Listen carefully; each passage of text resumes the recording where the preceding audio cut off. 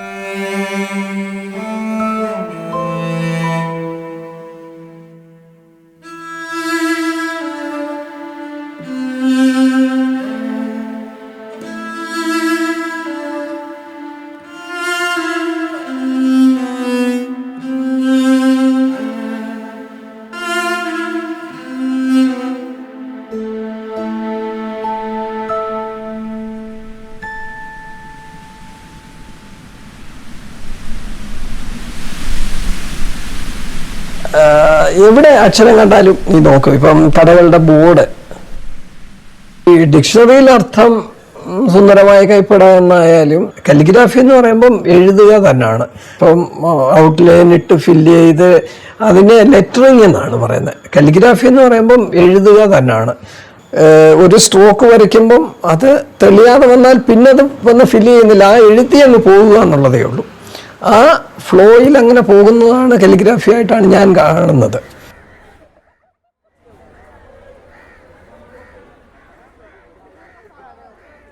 അക്ഷരത്തെ കുറച്ചുകൂടെ മനസ്സിലാക്കുക.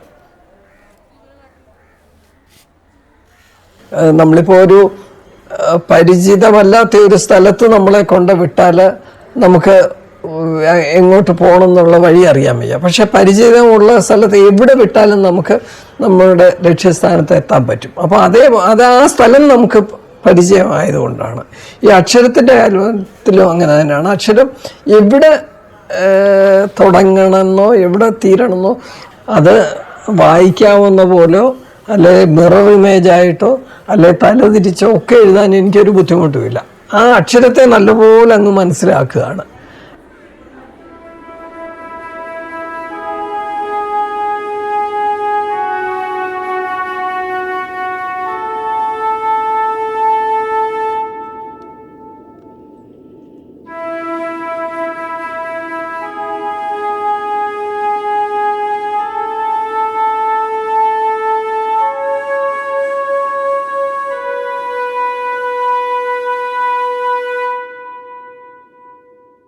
സ്കൂളിൽ പഠിക്കുമ്പോൾ ഇങ്ങനെ വൃത്തിയായിട്ട് എഴുതുമായിരുന്നു. അപ്പോൾ അന്നേരം ഒരു രസമുണ്ടായത്, മറ്റു കുട്ടികളൊക്കെ പുതിയ നോട്ട് ബുക്കൊക്കെ മേടിക്കുമ്പോൾ ഞാൻ ഈ വൃത്തിയായിട്ട് എഴുതുന്നതുകൊണ്ട് പേര് ഒക്കെ എന്നെ കൊണ്ട് എഴുതിക്കും.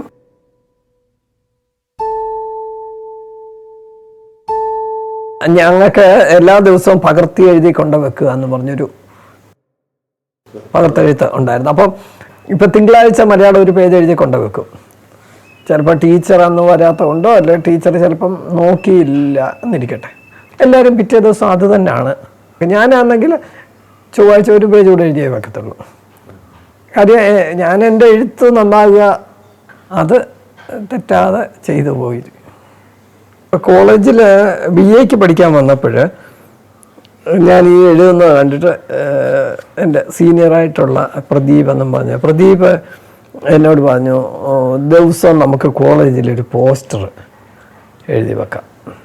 പ്രദീപിന് ഇതിനെപ്പറ്റി നല്ല ധാരണയാണ്. ഒരു പോസ്റ്റർ എങ്ങനെ ലേ ഔട്ട് ചെയ്യണമെന്ന് ദിവസം വൈകുന്നേരം പോകുമ്പോൾ പ്രദീപ് അതിന് നാളെ വെക്കേണ്ട പോസ്റ്ററിൻ്റെ ഒരു മാറ്റം പറയും, ഇന്ന രീതിയിലൊക്കെ. കോളേജിലേക്ക് കയറി വരുമ്പോൾ ഒരു പ്ലാവ് നിൽപ്പുണ്ട്, അതിലാണ് എല്ലാ ദിവസവും ഈ പോസ്റ്റർ കൊണ്ടുവന്ന് ഡിസ്പ്ലേ ചെയ്യുന്നത്. അപ്പോൾ കോളേജിൽ കയറി വരുന്നവർക്ക് അത് കാണാതെ കയറാൻ പറ്റത്തില്ല. അതുപോലൊരു അപ്പോൾ എല്ലാവരും കാണുക. ഈ കോളേജിൽ സമരങ്ങളൊക്കെ വരുവാണെങ്കിൽ അതുമായിട്ട് ബന്ധപ്പെട്ടതായിരിക്കും. ഇന്ന് അല്ലാത്ത ദിവസങ്ങൾ ഇതുപോലെ കവിതയും എന്തെങ്കിലുമൊക്കെ പ്രദീപ് ഓരോ സാധനം തരും, അത് വെച്ചാണ്. അപ്പോൾ ഇതിങ്ങനെ കണ്ടപ്പോൾ അവിടെ ഹിന്ദി ഡിപ്പാർട്ട്മെൻറ്റിലൊരു തങ്കപ്പൻ നായർ സാറ് എന്നെ കണ്ടിട്ട് പറഞ്ഞു, ഈ ഇതുണ്ടല്ലോ, അപ്പം ഈ ഫൈൻ ആർട്സ് കോളേജിൽ ചേർന്നാൽ നല്ലതായിരിക്കും. അങ്ങനെയാണ് ഫൈൻ ആർട്സ് കോളേജ് ചേരാൻ ഇടയായത്. അപ്പോൾ ഇവിടെ ഫൈൻ ആർട്സ് കോളേജ് ചേർന്നപ്പോൾ ഒരു കാര്യം എന്ന് പറഞ്ഞാൽ അച്ഛനൊരു പ്രസ് നടത്തുവാണ്, അല്ലാതെ സ്ഥിരം ജോലിയൊന്നുമില്ല. അപ്പോൾ ഞാൻ ഇവിടെ ചേരുന്ന കാര്യം പറഞ്ഞപ്പോൾ അച്ഛൻ സമ്മതിച്ചു. അച്ഛൻ ഒരു കാര്യമേ പറഞ്ഞുള്ളൂ, ഈ മാസം തോറും 1-ാം തീയതി പൈസ അയച്ചു തരാൻ ചിലപ്പോൾ ബുദ്ധിമുട്ടാകും. കാര്യം സ്ഥിര ശമ്പളം ഉണ്ടെങ്കിലല്ലേ 1-ാം തീയതി തന്നെ അയക്കാം. തരത്തില്ല എന്നല്ല, 1-ാം തീയതി തന്നെ തരാൻ പറ്റത്തില്ല, ചിലപ്പോൾ 2 ദിവസമോ 3 ദിവസമൊക്കെ താമസിച്ചു എന്നിരിക്കും. ഞാൻ പറഞ്ഞു അത് കുഴപ്പമില്ല, എനിക്കൊരു 3 മാസം പൈസ തന്നാൽ മതി, പിന്നെ തരണ്ട. കാര്യം BA വരെ അത്രയും ഇതായി കഴിഞ്ഞിട്ട് പിന്നെയും വീട്ടിൽ നിന്ന് ഇങ്ങനെ പൈസ മേടിക്കുക എന്ന് വെച്ചാൽ ഒരു തൊട്ട് ഞാൻ ഈ എന്തെങ്കിലും വർക്ക് ചെയ്യാൻ വേണ്ടിയിട്ട് ജോലി അന്വേഷിച്ച് അങ്ങനെ എസ് രാജേന്ദ്രൻ എന്നും പറഞ്ഞു. രാജേന്ദ്രൻ എന്നോട് പറഞ്ഞത് ഒരു ടൈറ്റിൽ തന്നിട്ട് അതൊന്ന് എഴുതി തരാൻ പറഞ്ഞു. അപ്പം ഞാൻ എഴുതി കാണിച്ചപ്പോൾ രാജേന്ദ്രൻ അത് ഇഷ്ടപ്പെട്ടു. അപ്പോൾ രാജേന്ദ്രൻ്റെ കൂടെ അസിസ്റ്റൻ്റായിട്ട് കൂടുവാണ്. അങ്ങനെ രാജേന്ദ്രൻ്റെ കൂടെ കുറേ നാൾ കഴിഞ്ഞപ്പോഴാണ് രാജേന്ദ്രനെയാണ് കലാകൗമുദി ഓഫ്സെറ്റിലേക്ക് മാറുന്നു. രാജേന്ദ്രനെ വിളിച്ചപ്പോൾ രാജേന്ദ്രൻ്റെ അസിസ്റ്റൻ്റ് ആയതുകൊണ്ട് ഞാനും കലാകൗമുദി പോയി. കലാകൗമുദിയിലെത്തിയപ്പോൾ അവിടെ എൻ്റെ ഡെസിഗ്നേഷൻ കാലിഗ്രാഫർ എന്നാണ്. അവിടെ തലക്കെട്ട് എഴുതുക പോലുള്ള ജോലിയായിരുന്നു കൂടുതൽ ചെയ്തിരുന്നത്. അതുകൊണ്ട് അപ്പോൾ എസ് രാജേന്ദ്രനാണ് എനിക്ക് ആ ഡെസിഗ്നേഷൻ തന്നത്.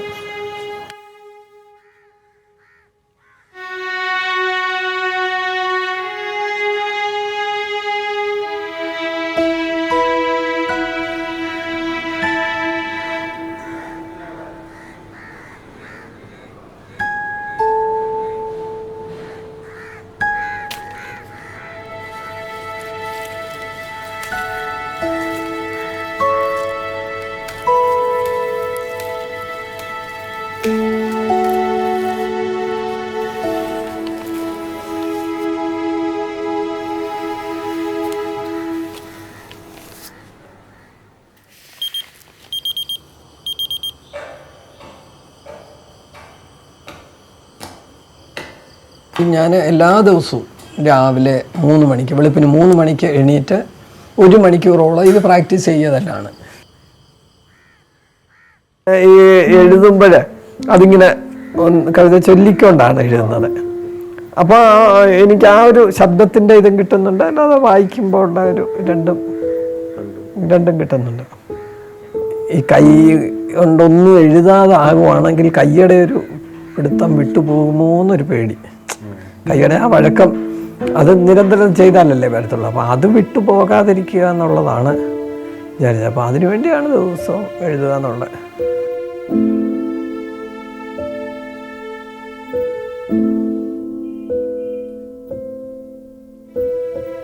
അജയ് എന്ന് പറഞ്ഞൊരു കുട്ടി ഒരു ദിവസം ഇതുപോലെ പഠിക്കണം എന്ന് പറഞ്ഞു വന്നു.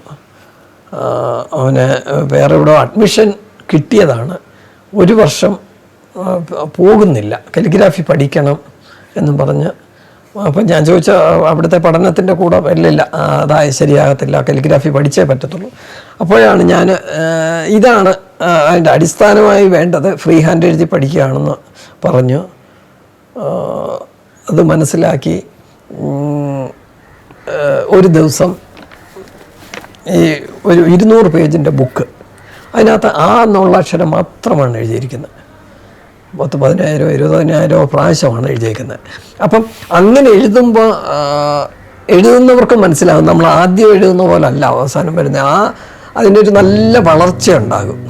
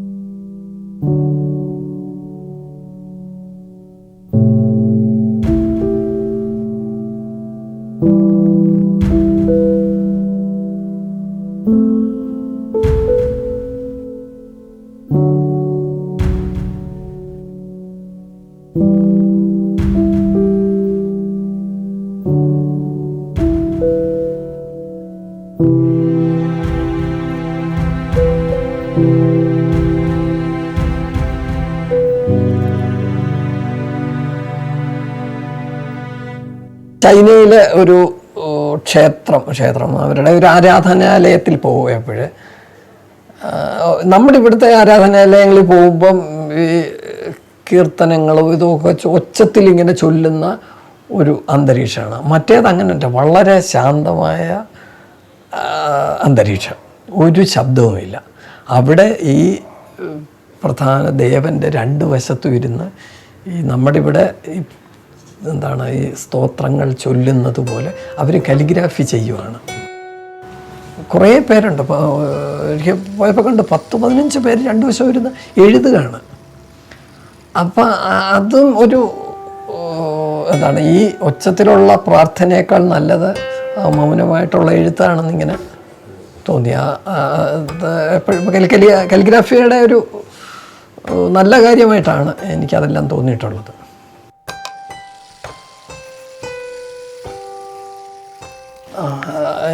ഞാൻ ഈ സ്കൂളിൽ പഠിച്ചിട്ടുണ്ടെപ്പോഴാണ് കലിഗ്രാഫിയെ പറ്റി കാണുന്നത്.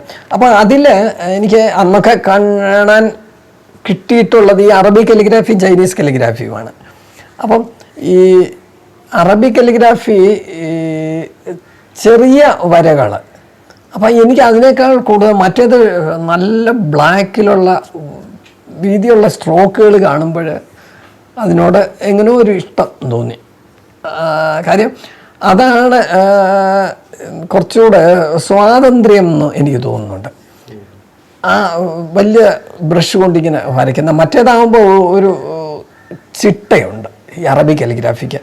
അപ്പോൾ അതിൻ്റെ ആ ഒരു ഫ്ലാറ്റ് ബ്രഷ് അല്ലെങ്കിൽ പേന കൊണ്ട് അത് തെറ്റാതെ ഇത് വരയ്ക്കണം. ഈ ചൈനീസ് എഴുതുന്നത് കണ്ടാൽ പോലും, പിന്നെ പിൽക്കാലത്തുമൊക്കെ കണ്ടിട്ടുണ്ട് വളരെ വലിയ ബ്രഷ്, ഇപ്പോൾ എന്നേക്കാൾ വണ്ണമുള്ള വലിയ ബ്രഷൊക്കെ ഇവിടെ മുകളിൽ തൂക്കിയിട്ടിട്ട് മഷിയിൽ മുക്കി ഇങ്ങനെ ഓടി നടന്ന് വരയ്ക്കുന്നത്. അപ്പോൾ ആ ഒരു സ്വാതന്ത്ര്യം ഇഷ്ടമാണ്. അതുകൊണ്ടാണെന്ന് തോന്നുന്നു ഈ ചൈനീസ് കലിഗ്രാഫി ഇഷ്ടമാണ്. അത് ഈ കൊറിയയിലൊക്കെ പോയപ്പോൾ അവരുടെയും രീതി അതാണ്.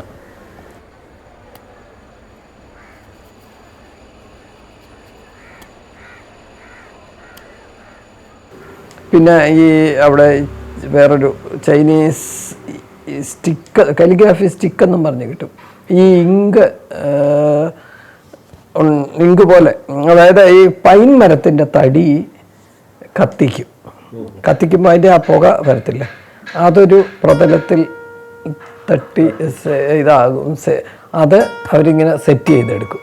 അപ്പോൾ ആ സാധനം നമുക്ക് വെള്ളം ചേർത്ത് ഇങ്ങനെ ഉരച്ചെടുത്താൽ ഈ ചൈനീസ് പെയിൻറ്റിങ്ങുകളൊക്കെ കണ്ടില്ലേ, ഗ്രേ കളർ പല ടോണുകളൊക്കെ, അതൊക്കെ ഇതുകൊണ്ടാണ് ചെയ്യുന്നത്. അപ്പം ഇഷ്ടംപോലെ ടോണിങ്ങനെ നമുക്ക് ഉണ്ടാക്കിയെടുക്കാം, ഗ്രേയുടെ, ബ്ലാക്ക്, ഗ്രേ ഒക്കെ. അത് ഈ കെമിക്കലൊന്നും അല്ല, അതുകൊണ്ട് അതിൻ്റേതായ ഒരു ഗുണമുണ്ട് താനും. അത് ഒരു ബ്രഷാണ് ഉപയോഗിക്കുന്നത്. അതുപോലെ ബ്ലാക്ക് ഇങ്കുമാണ് അവർ കൂടുതൽ ഉപയോഗിക്കുന്നത്. അതാ ഞാൻ കൊറിയയിൽ ആദ്യത്തെ പ്രാവശ്യം പോയപ്പോൾ ഒരു ചൈനീസ് പത്രം, അവിടെ സർക്കുലേഷനുള്ളൊരു ചൈനീസ് പത്രം, അതിൻ്റെ ഒരു പ്രതിനിധി എന്നെ വന്ന് കണ്ട് ഇതുപോലെ സംസാരിച്ചു. എന്നിട്ട് അവരുടെ പത്രത്തിൽ ഇത് അച്ചടിച്ച് വന്ന് അതെനിക്ക് അയച്ചു തരുവാണ്. അപ്പോൾ അതിനകത്ത് ഒരു ബോക്സ് ന്യൂസ് പോലെ കൊടുത്തിരിക്കുന്നു, ഇത്തവണത്തെ ഈ കാലിഗ്രാഫി ഫെസ്റ്റിവലിൽ ബ്രഷ് കൊണ്ടും പേന കൊണ്ടും കാലിഗ്രാഫി ചെയ്യുന്ന ഒരാൾ വന്നിട്ടുണ്ടെന്ന്. അവർക്ക് അതിലൊന്നും പേന കൊണ്ട് ചെയ്യാറില്ല. അപ്പോൾ അവർക്കൊരു കൗതുകമായിട്ടാണ് തോന്നിയത്.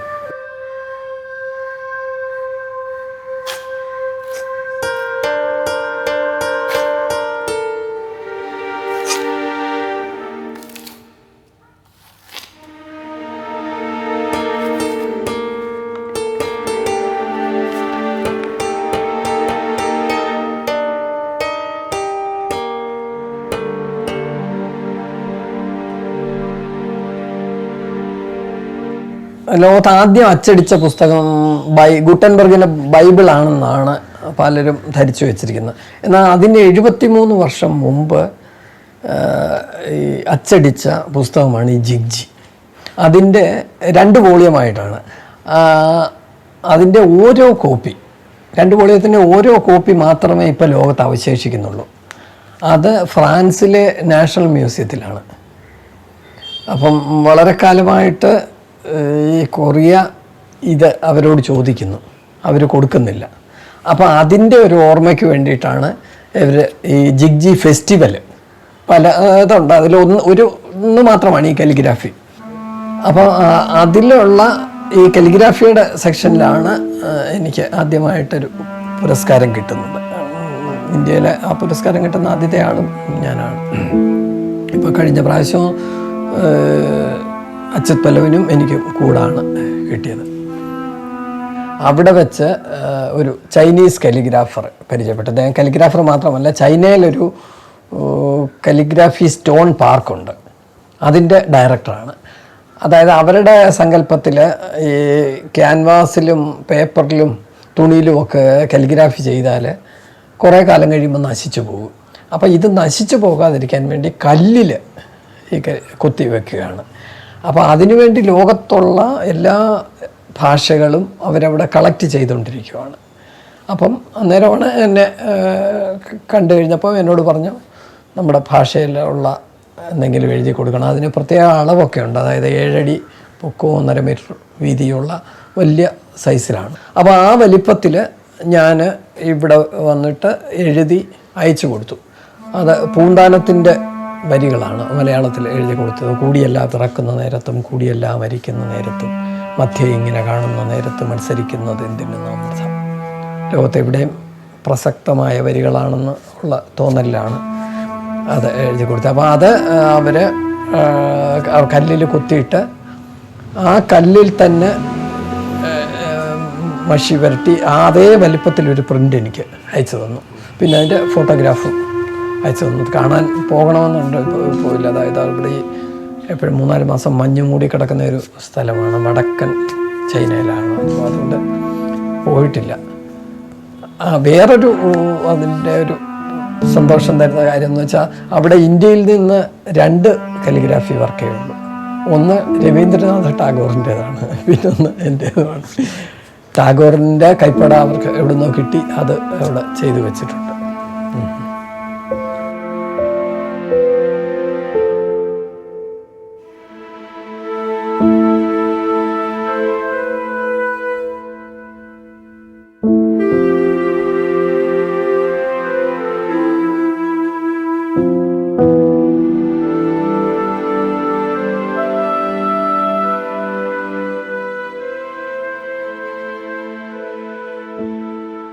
ഇതെന്നല്ല, മിക്ക കലാരൂപങ്ങളും കൂട്ടായിട്ട് ചെയ്യുന്നതാണ്. ആ കൂട്ടായ്മ വന്നാൽ എപ്പോഴും നല്ലതാണ്. കാര്യം അവരുടെ കൂടെ ഇരുന്ന് എഴുതുമ്പോൾ എനിക്കൊരു രസമാണ്.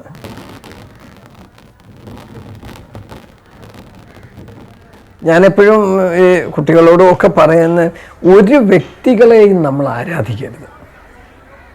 വ്യക്തികളെ ആരാധിച്ചാൽ അവർ ചെയ്യുന്ന തെറ്റായ കാര്യത്തിന് നമ്മൾ മറുപടി പറയേണ്ടത്. ഇപ്പോൾ ഒരാൾ ഒരു കാര്യം ചെയ്യുന്നത് നമുക്കിഷ്ടപ്പെടുകയാണെങ്കിൽ ആ ചെയ്യുന്ന കാര്യത്തെയാണ് നമ്മൾ ആരാധിക്കേണ്ടത്, അല്ല ആ വ്യക്തിയായത്. വ്യക്തിയായാൽ വലിയ കുഴപ്പമാണ്.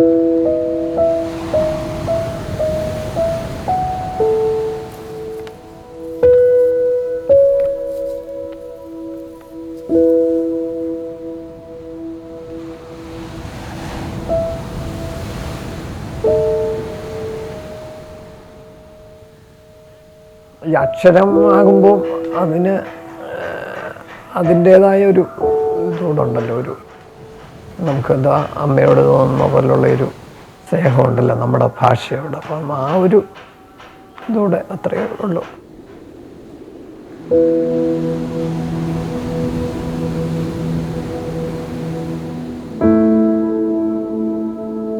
എപ്പോഴും പറയുന്നത് അക്ഷരം അത്ര വളരെ ഇഷ്ടമാണ്. ഈ ഒരക്ഷരത്തേൽ എനിക്ക് എത്ര നേരം വേണേൽ നോക്കിയിരിക്കാൻ പറ്റും. എനിക്ക് നോക്കിയിരിക്കുമ്പോൾ ഇങ്ങനെ നല്ല രസമായിട്ടിങ്ങനെ അതിലോരോന്ന് കാണുക.